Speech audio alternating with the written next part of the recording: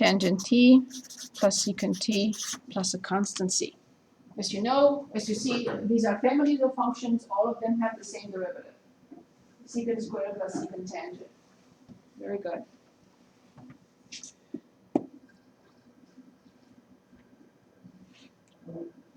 Any questions? What about number 11? Same page. The integral from sine x plus, I'm copying something else. Okay, so I changed this into 13 and then I'll come back to 11, sorry. It's not intentional. Hyperbolic sine x dx. That's a good one too. So this is 13 and then I'll come back to 11. So the integral from sine x plus hyperbolic sine. Which function prime is sine? Very good, awesome. And plus, which function prime is hyperbolic sine? Yes.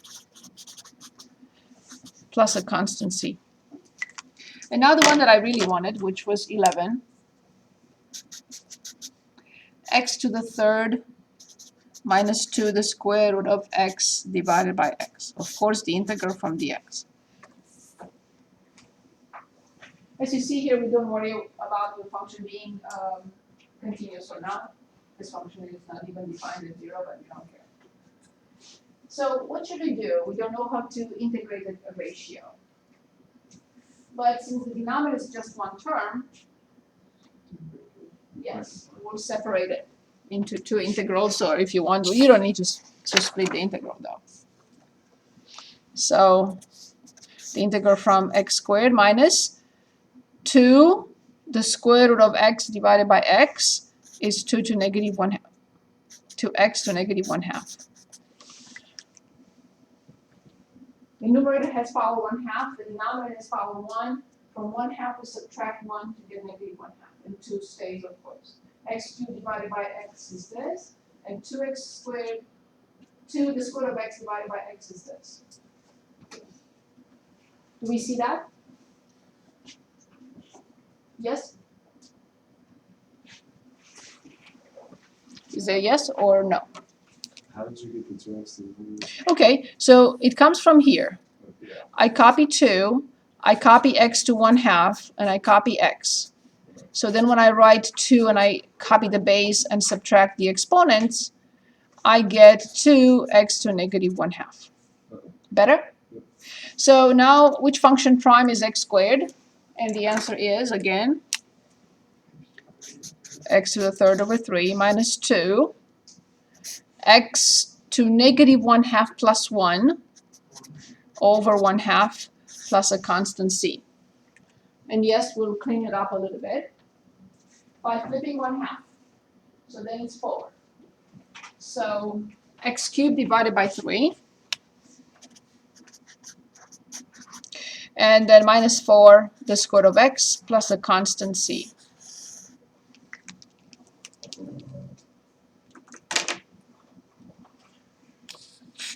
We will continue with the same thing with indefinite integrals, but I would like to talk about the substitution rule.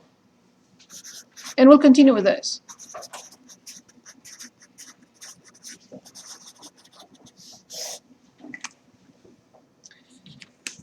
And I'm going to pick a few problems from page 414.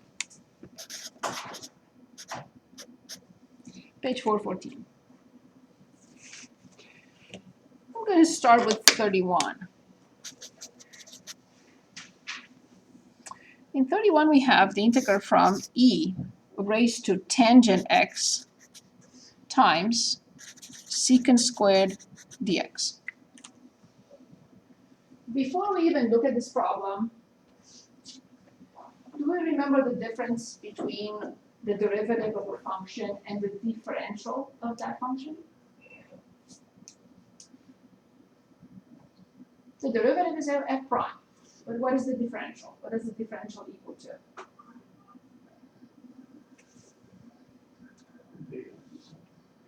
Times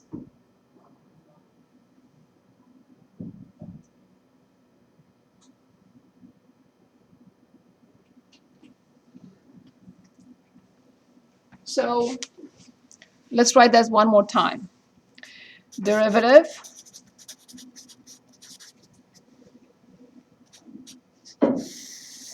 differential. The derivative of function is f prime. The differential of the function is dy, which is not f prime, but f prime of x times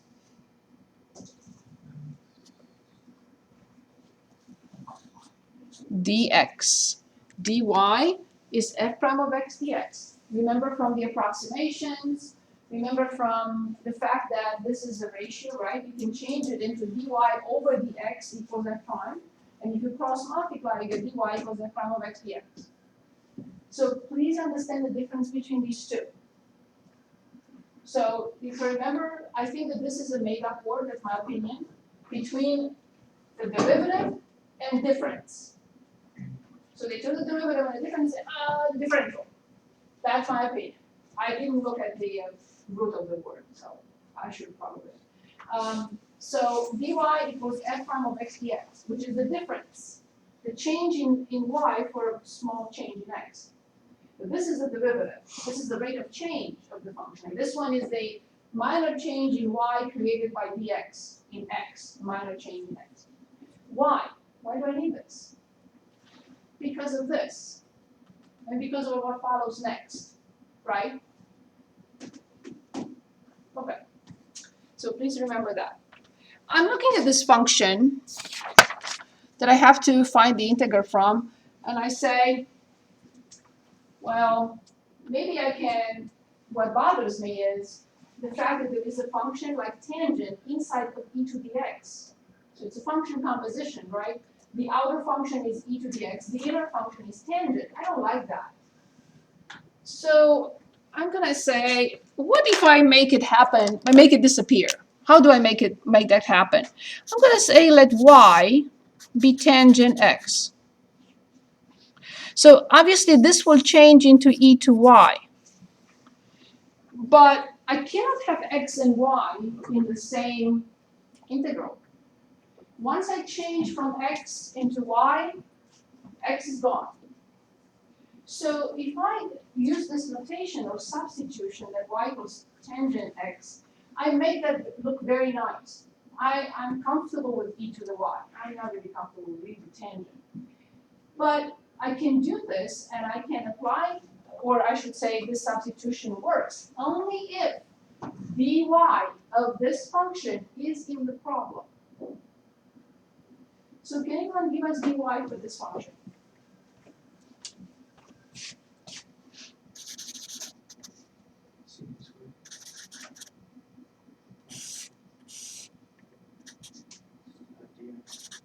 Is this in the problem? Of course it is. So therefore, the entire integral changes into what?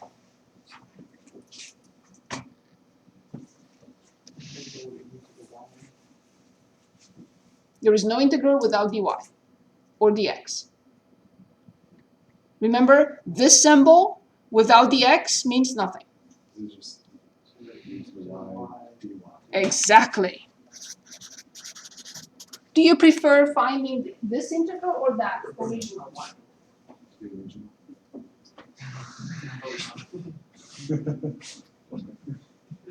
So what function Brian is e to y? Next time we're not going to wait for you to show up. So e to y plus a constant c. However, the original function is in x. We have to go back to the notation. We have no choice. So what did we denote by y? That's it. We're done. So we use the substitution. So e raised to tangent x plus a constant c.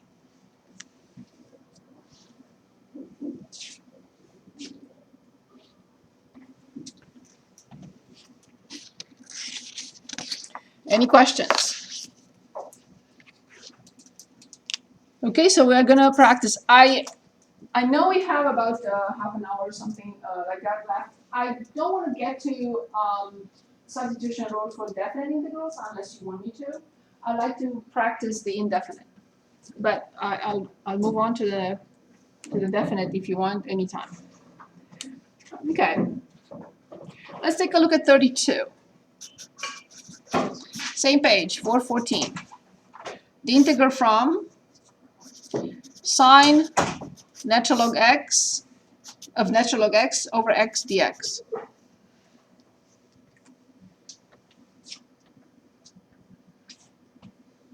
Although this is not the most scientific way, but I think it's the easiest way to explain what's happening here. Obviously, I don't like the natural log inside sine. So I will say, hopefully it works. I will say let's say u be, what do you think? Yes. As long as du is in the problem, or I can make up a number. A number is okay if it's missing. I can make it up, but I cannot make up part of a function like x or sine x or cosine x. That I cannot make up.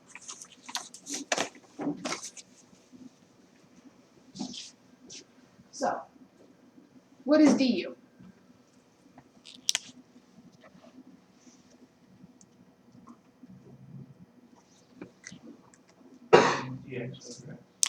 Yes, 1 over x dx, or indeed the same thing, du equals dx over x. Perfect. Is it in the problem? Yes, it is. And then what is this? So then now this whole thing changes into the integral from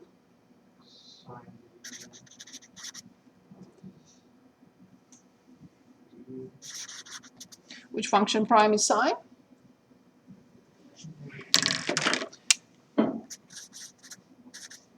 Plus a constant c. However, we have to go back. It's mandatory. So negative. That's it. That's how the substitution rule works.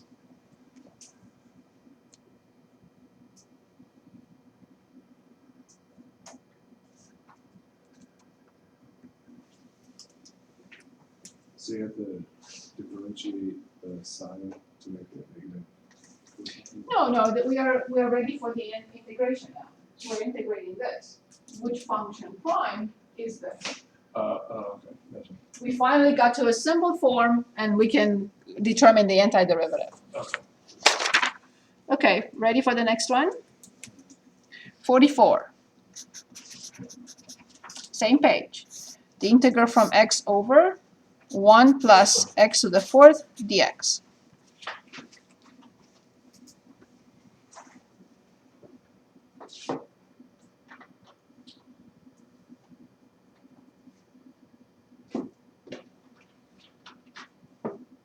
Sometimes you could be on a wrong path, meaning you could think that a substitution will work, but it doesn't. It's okay. It's okay to give it a shot. So for example, without knowing much, without thinking, I would say what I don't like about this is 2 terms in the denominator. I don't like 2 terms in there. I can simplify.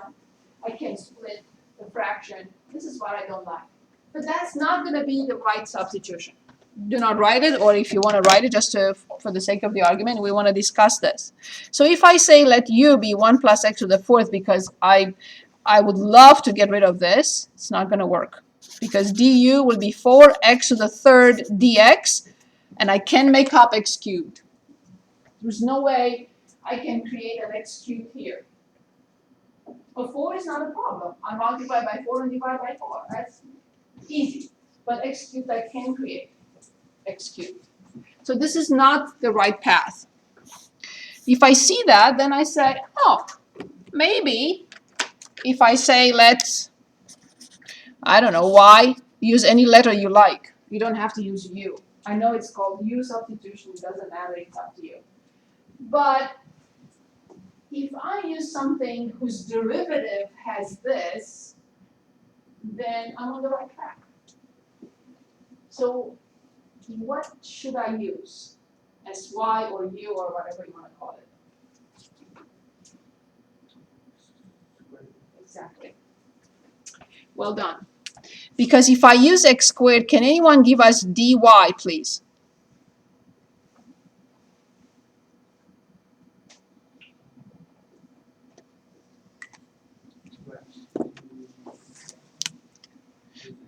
Two x?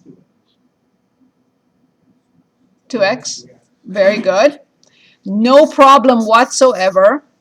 I can always multiply by 2 and divide by 2. I don't change anything. 2 over 2 is 1. But all this is dy.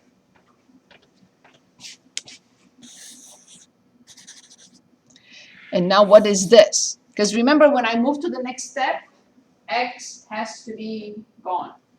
When I move to the next step, I only have y. So 1/2 outside.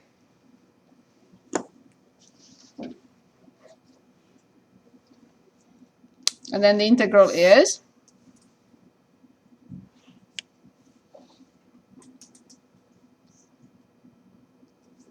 from what?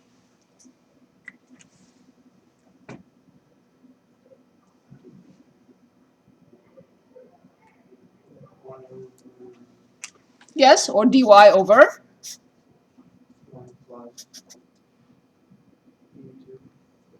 Y squared. Very good. Awesome. Yes. And I know what this is. Which function prime is 1 over 1 plus y squared? Yes. 1/2 arctangent y plus c. But since it's a indefinite integral and the original function is in x, I have to have x at the very end. So this is 1/2 what? Arctangent of, very good, plus a constant c. Great job.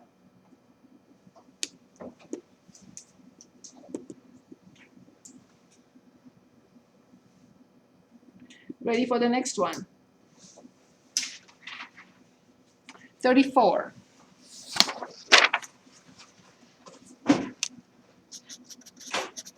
Same page, 414.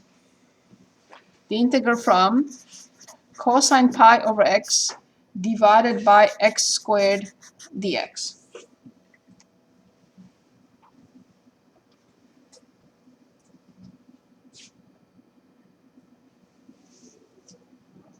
What do you think? Can anyone suggest the substitution here?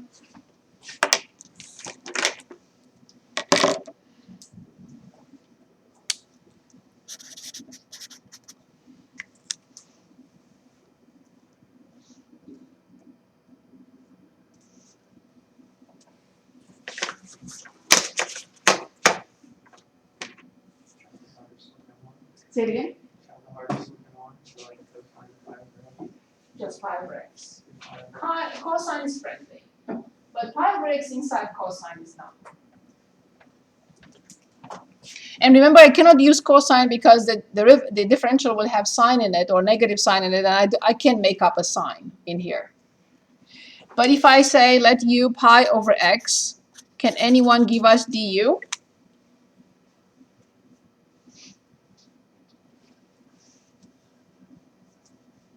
That's why a long time ago I said, please remember the derivative of 1 over x, because it's very useful. So the derivative of 1 over x is? Exactly. So this is negative pi over x squared. Not sufficient though. Dx. Can you make up a negative 1? Any time of the day. Multiply twice by negative 1. That's not a big deal. Yes, there is another way. Instead of doing what I'm doing with a negative 1 in this case, just solve this for dx and plug it in. If that's easier for you. Same thing. But I think it's too easy to bother with that, but it's up to you. So what does this equal to? What do I replace this by? Oh, I'm sorry.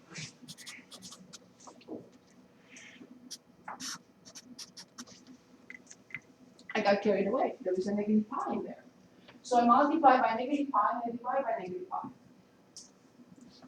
Okay, so then what does this equal to? Negative pi over x squared times dx. What is that? Negative pi over x squared times dx. Negative pi over x squared times dx. This whole thing is? Good. What is this? Cosine u. So there is a negative 1 over pi in front. And this is the integral from cosine u du. What do we get?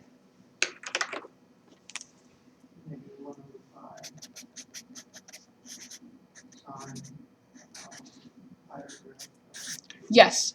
And then indeed, negative 1 over pi sine pi over x plus a constant c. I don't believe this. And now I want to check.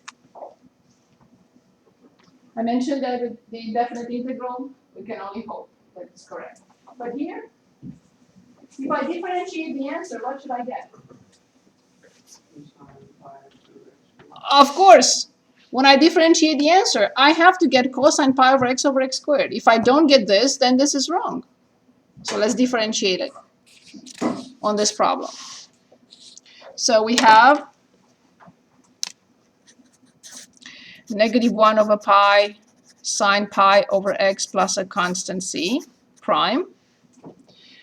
We have negative 1 over pi. Sine prime is cosine pi over x, but times the inner function prime, which is negative pi over x squared. So this negative pi with this negative pi, and I get back cosine pi x over x squared. Cosine pi x over x squared. That's the beauty of the indefinite integral. You can always go back and check. Okay, what about 48? Would you like to look at the substitution rule for definite integrals now, or you still want to practice this? Good, so 48. So in 48 we have the integral from x cubed times the square root of x squared plus 1 dx.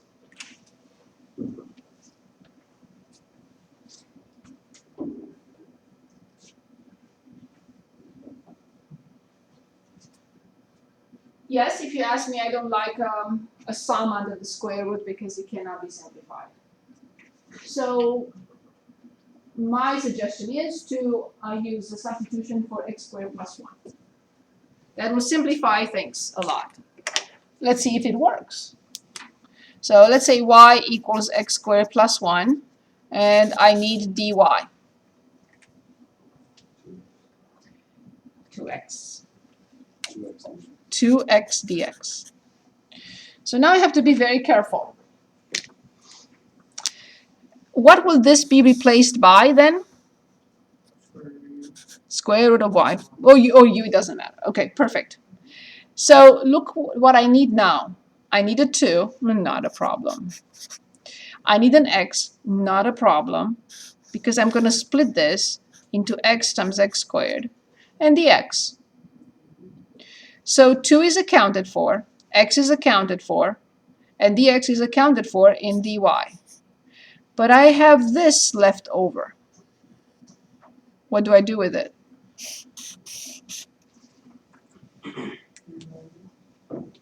I can solve for x squared. So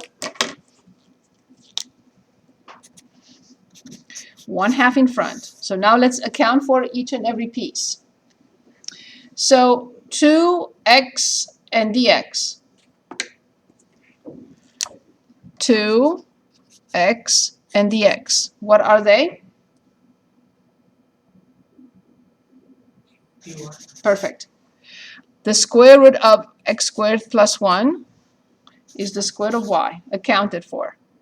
So now I have just this left, but you already told me that this is y minus 1. So we split x cubed into x times x squared. We needed an x to make up the dy, and we used x squared by solving this equation for x squared. We replaced it by y minus 1. Now, again, we don't know how to differentiate products, not in this class, in the next one, integration by parts. So 1/2 the integral from y times the square root of y is y to 3/2. The square root of y times -1 is y to 1/2. I had to multiply so that I can find the antiderivative.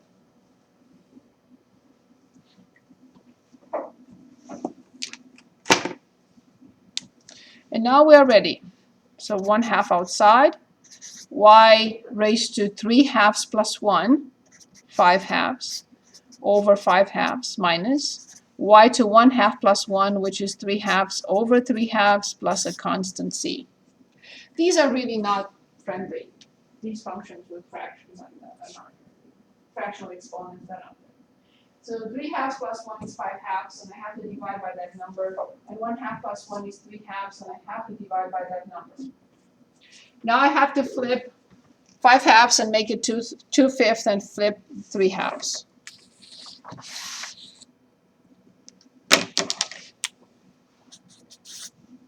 So this is 1/5 y to 5/2 minus 2/3 y to 3/2 plus a constant c, and now I have to go back to y. So 1/5 in parentheses x squared plus 1 to 5/2 minus 2/3 in parentheses x squared plus 1 raised to 3/2 plus a constant c. Yeah, this was not a friendly. Yes, please, Sam. Shouldn't you multiply the 1/2? What did I do? It wouldn't be 2/5. Yeah, but 2/5 times 1/2 is. Would you multiply to the 1/5. other term as well? Sorry. Since it's only Still outside, very we good go at both of them. Oh, I forgot that 1/2. Yes, so sorry. You're right. Sorry. Yes. I should have done this, but I didn't. So now that would be 2.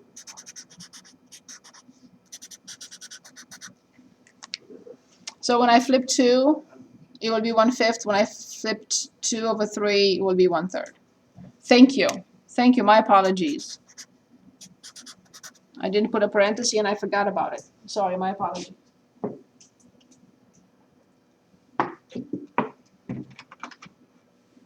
Okay.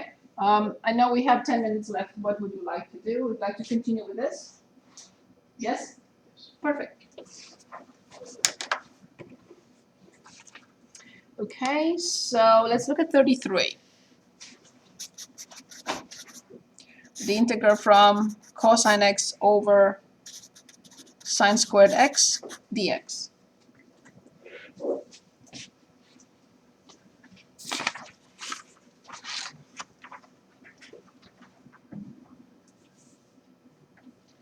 Okay. So what do you think?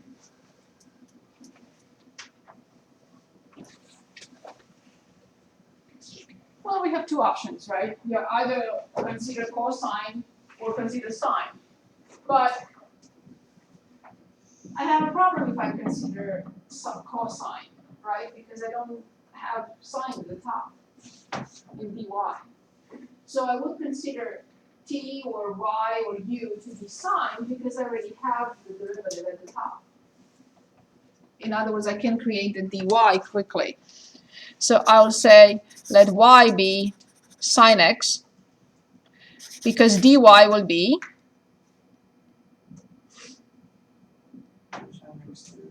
right. And it's right here. I don't have to do anything.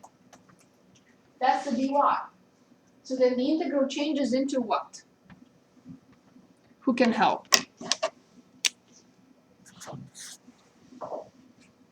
Make sure you don't have x anymore, right? When you move from x to y, you move from x to y completely. So what do we have here? So we have, yes, we have dy over y squared. That's one of the reasons why I insisted a long time ago, please remember what 1 over x prime is, or negative 1 over x prime is. So I need to find the antiderivative of that. Something that when I differentiate, I get 1 over x squared, in this case 1 over y squared. Negative 1 over y plus a constant c. And then this is negative 1 over sine x plus a constant c. Let's say we're not sure about this one. Okay, let's check. So we came up with negative sine inverse plus a constant c. Not sine inverse, I'm sorry, I meant to write sine to negative 1, of course. It looks like it, but it's not what I meant.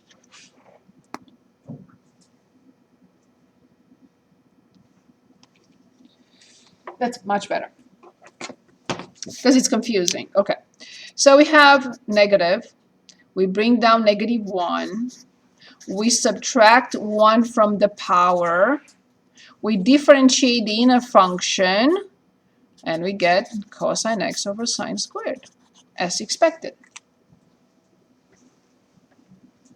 So when we differentiate negative 1 over sine, we bring down negative 1, we subtract 1 from the power, and we differentiate the inner function. And that's how we get cosine over sine squared. And that was the starting point. The starting function, cosine over sine squared. Is this okay? Any questions? Any questions? How do you Yes. know when to use substitution rules? Very good. I will always think of a substitution when I see a complicated situation that I don't have any clue how to proceed. I'm hoping for a substitution that will clarify the situation, will make it as simple as possible. I didn't know what to do with cosine over sine squared, but I definitely didn't know what to do with 1 over y squared, the integral of 1 over y squared dy. But with cosine over sine squared, I had no idea. You could have said for this particular situation, you can change that maybe into tangent times cosecant or something, so it's possible. But I prefer to use a substitution. I would use dy. I would use y being sine and dy is cosine dx, and then everything changed into dy over y squared, which is a much easier situation than being negative 1 over y. It's a very good question. So when do we use substitution?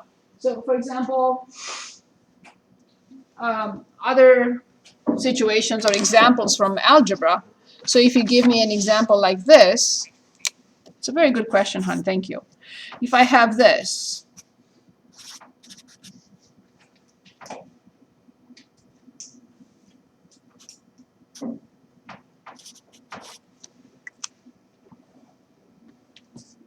let me change these numbers a little bit so it's factorable.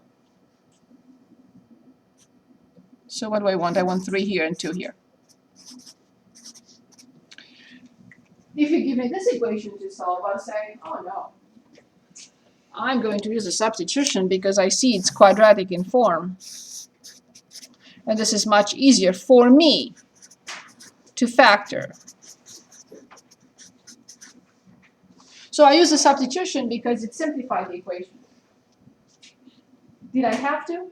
No. But it was easier to simplify and factor right away. Maybe it's difficult for me to see that this is e to 2x minus 2 and e to 2x minus 1. It may be difficult to see. But if I use a substitution, knowing that this is a quadratic in form, it's an equation that is not quadratic, but it can be replaced by a quadratic equation, by using a substitution, why not? It's so much easier. The same thing with this. Yes, you could have probably changed it into 1 over sine and cosine over sine, so it would have been cotangent and cotangent and cosecant. And you could have come up probably with the same thing because negative 1 over sine, you know, is cosecant. So it's the same thing. But it was much, in my opinion, it was easier to use a substitution. So the answer, I know I talked a lot, but the answer is if it's easier to solve an inequality, to find the integral, I would use a substitution. Sometimes I have no choice because I don't know what to do. If I don't use the substitution, I will not be able to come up with the answer. Okay, we have 3 minutes. Let's look at just one more.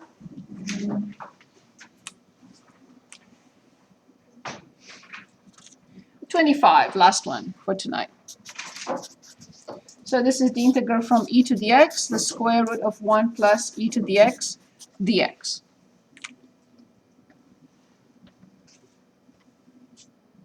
Yeah, this is a simple situation.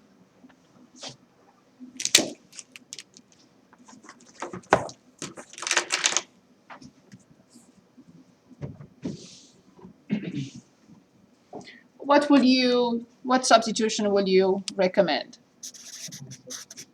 Yes, because dt equals, I use t this time, It's a X. dx. Don't forget dx. So then these two are in dt, and this. So what is the new integral?